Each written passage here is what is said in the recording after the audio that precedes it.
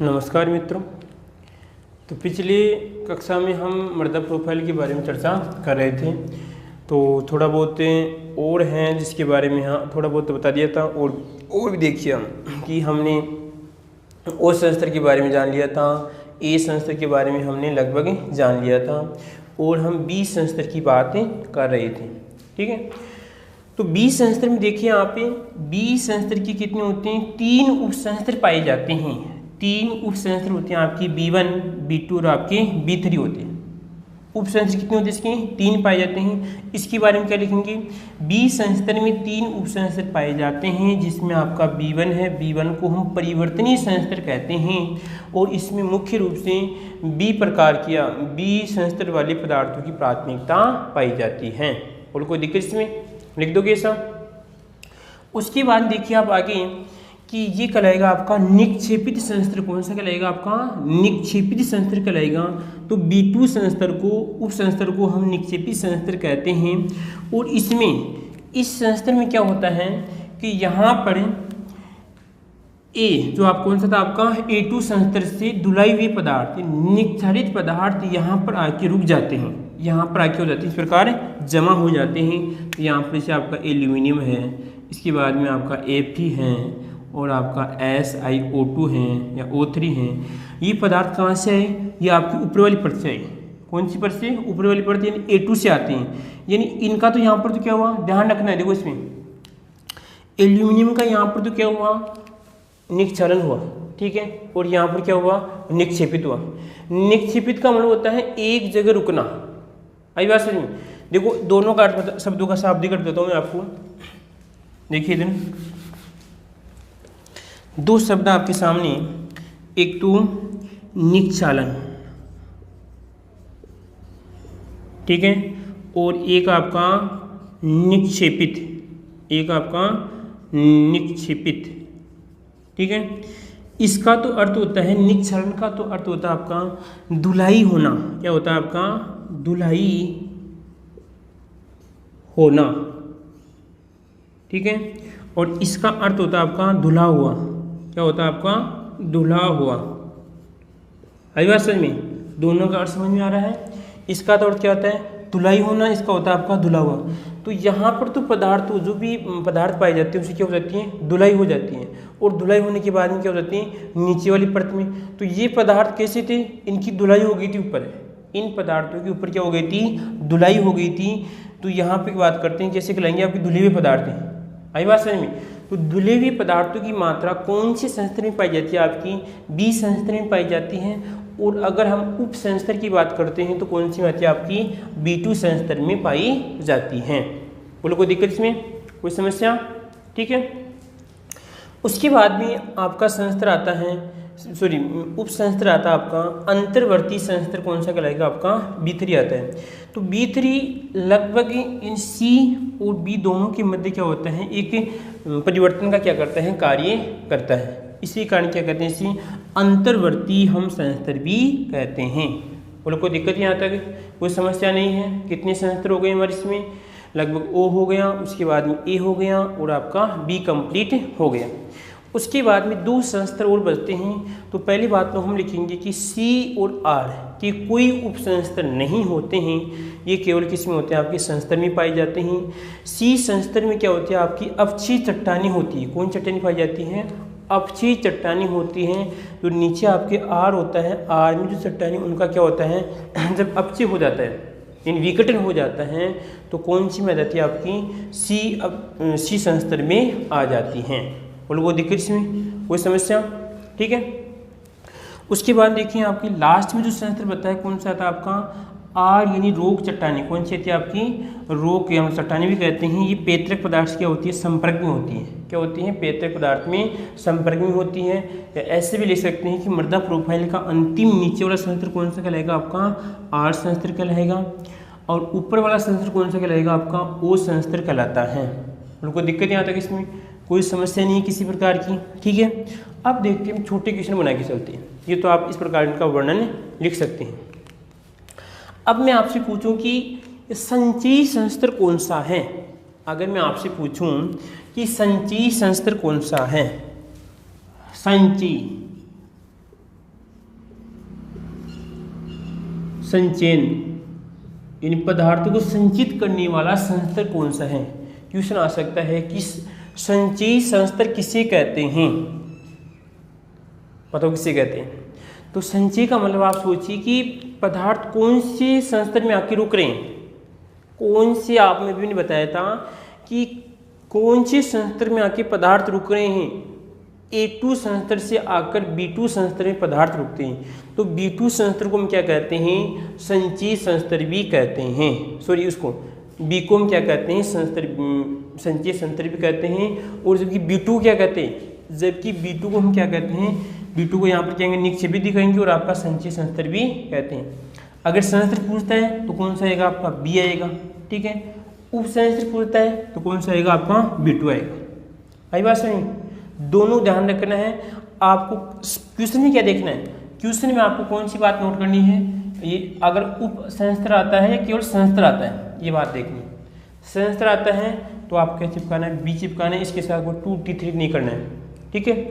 और अगर उपसंस्तर पूछता है तो कौन सा आएगा आपका, यहाँ पर B2 आएगा। बोलो कोई दिक्कत इसमें, कोई समस्या नहीं, किसी प्रकार की समस्या नहीं तो आगे बढ़ते हैं, ठीक है। उसके बाद देखिए, हाँ जी, और क्वेश्चन रिपीट कर लें थोड़ा बहुत, कि कार्बनिक पदार्थों की शुरुआत, कार्बनिक पदार्थों की शुरुआत कौन सी संस्तर से होती है। तो यहाँ पर लिखेंगे आपका O संस्तर, कौन सा लिखेंगे आपका, O संस्तर लिखेंगे, ठीक है। फिर देखिए कि कार्बनिक पदार्थों की शुरुआत कौन सी उपसंस्तर से होती है, तो वहाँ पे आएगा आपका O1 संस्तर आएगा। कौन सा आएगा आपका, O1 आएगा, ठीक है। क्वेश्चन में आपके जो आपका सॉरी बात करते हैं, जो एवरेज है इसमें किस प्रकार आ सकता है, देखो यहाँ पर अगर उपसंस्तर पूछते हैं तो वहाँ पर आ जाएगा आपकी O1 आ जाएगा, O2 आ जाएगा और आपकी O आ जाएगा। बोलो कौन सा करोगे। क्वेश्चन आ गया कि उस उपसंस्तर का नाम बताइए जिससे कार्बनिक पदार्थों की शुरुआत होती है, तो आप तो ये चिपका देंगे इसमें, ये तो गलत है, ये तो आपका संस्तर है, ये उपसंस्तर नहीं है और B2 में होता नहीं है, ठीक है। और शुरुआत कौन सी, तो आंसर आपका ये होगा, ठीक है। इस प्रकार आपको क्वेश्चन को समझना है, बारीकी से उसका अध्ययन करना है कि क्वेश्चन क्या पूछ रहा है। आगे देखो उसके बाद में और देखिए उदाहरण और देखते हैं। हाँ जी, मैं आपसे क्वेश्चन पूछूं कि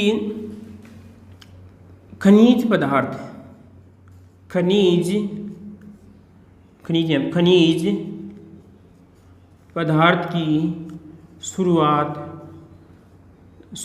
ठीक है, शुरुआत कौन सी संस्तर से होती है, कौन सी संस्तर से होती है।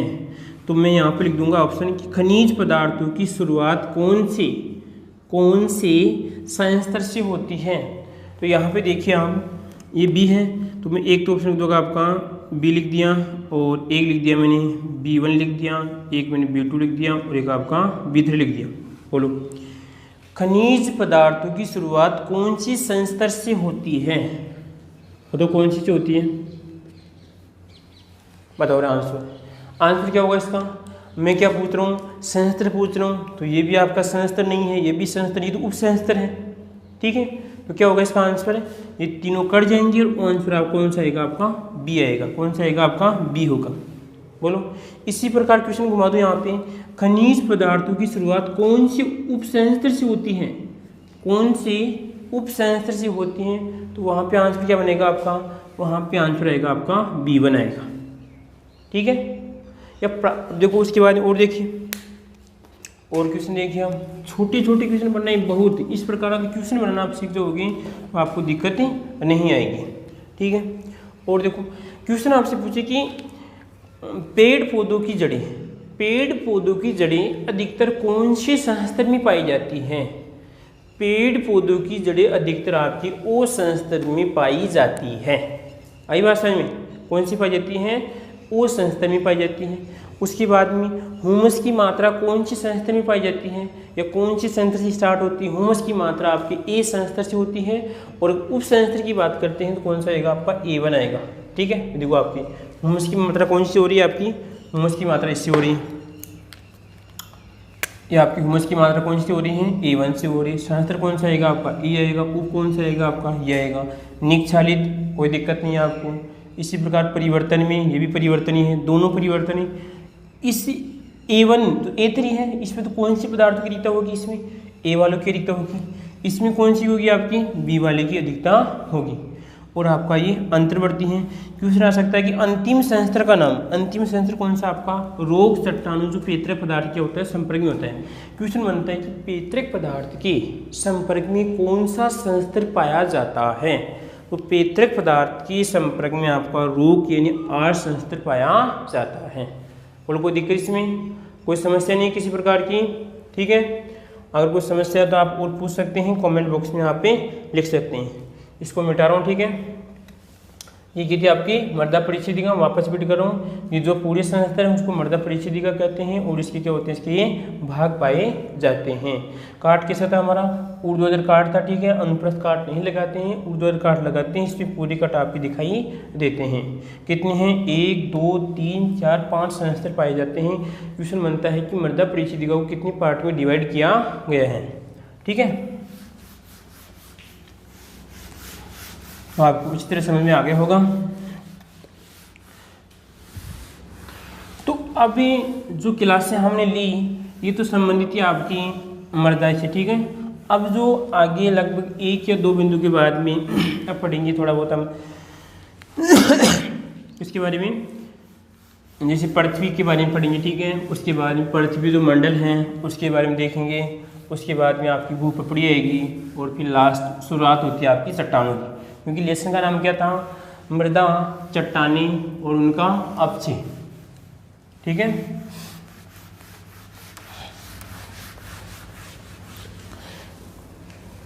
अब देखिए क्या आती है आपकी पृथ्वी।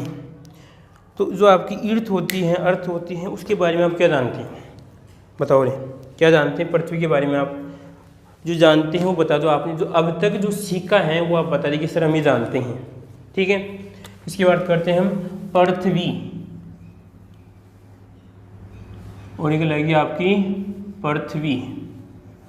बताओ कौन सी संधि है पृथ्वी में, संधि कौन सी है, और कौन सी संधि होगी इसमें, मेरे को तो लग रहा है शायद इसमें यण संधि होगी। कौन सी होगी इसमें, यण संधि होगी। इसमें यण होगी या अयादि होगी, इसमें 2 ही संधि के चांस बनते हैं। जो आपके आई है, जो अव है, वो किस में आते हैं आपके, तो इसमें अ तो नहीं आ रहा है, तो कौन सी हो जाएगी आपकी, तो मेरे को लग रहा है थू पृथ्वी के आधार पे हो जाएगी इसमें पृथु, पृथु। उसके बाद में क्या आपका ई हो जाएगा, और कौन सी बनेगी आपकी, क्योंकि जहाँ पर ऊ है तो उसका क्या हो जाएगा, वह हो जाता है। तो कौन संधि आएगी इसमें आपकी, यण संधि। तो साथ में ये भी लेके चलिए, कौन संधि रहेगी इसमें आपकी, यण संधि रहेगी, ठीक है। अब देखो उसके बाद पृथ्वी है, तो पृथ्वी जो आपका इसमें क्या क्या सम्मिलित किया गया है। पृथ्वी में इसका वायुमंडल भी आता है, इसका थलमंडल भी आता है, इसका जलमंडल भी आता है। पूरी जैसे कि पृथ्वी का प्रभाव, कि पृथ्वी की जो गुरुत्वाकर्षण सीमा है वहाँ तक पूरी पृथ्वी बनी जाती है। ये नहीं कि आप जो इस पर रह रहे हैं उसको पृथ्वी नहीं है, हम पूरी को पृथ्वी मानते हैं कि पृथ्वी का प्रभाव कितना है।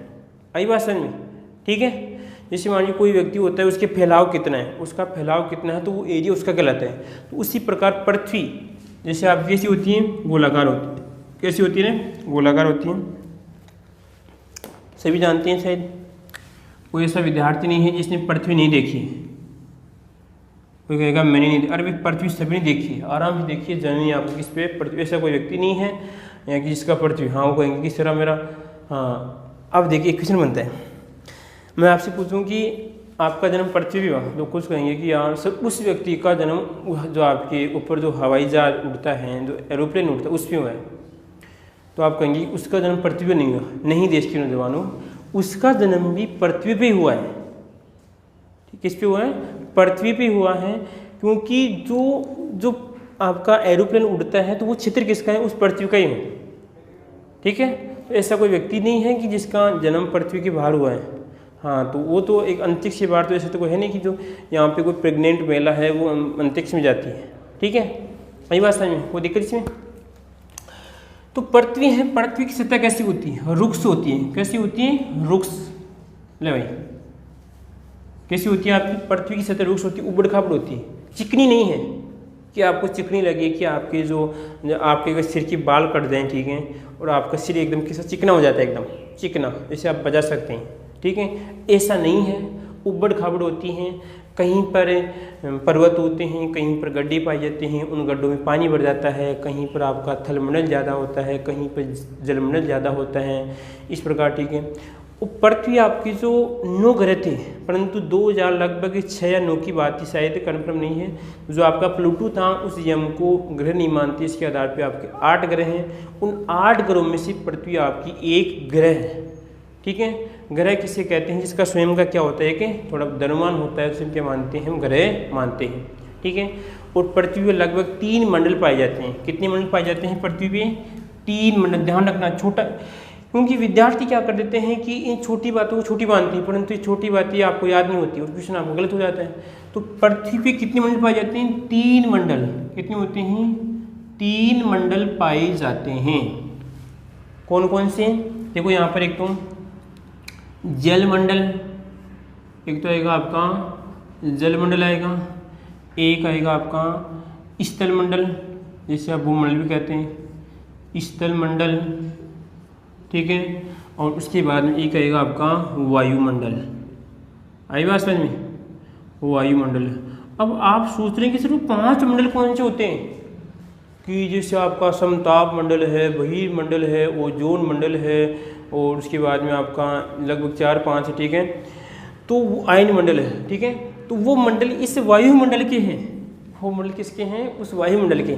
अगर वायुमंडल पूछता है कि वायुमंडल कितने मंडल हैं, तो उसमें तो आएंगे आपके 5। कितने आएंगे? 5 आएंगे। परंतु आपको पृथ्वी में पूछता है कि पृथ्वी कितने मंडल हैं? पृथ्वी 3 मंडल है।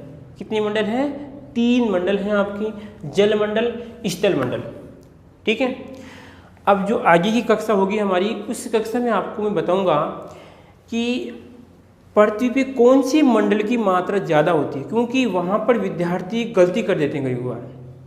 क्योंकि अंतर समझना है, क्वेश्चन किस प्रकार आता है, तो आपको सोचना है कि कौन से मंडल की मात्रा पृथ्वी पे अधिक पाई जाती है। ठीक है।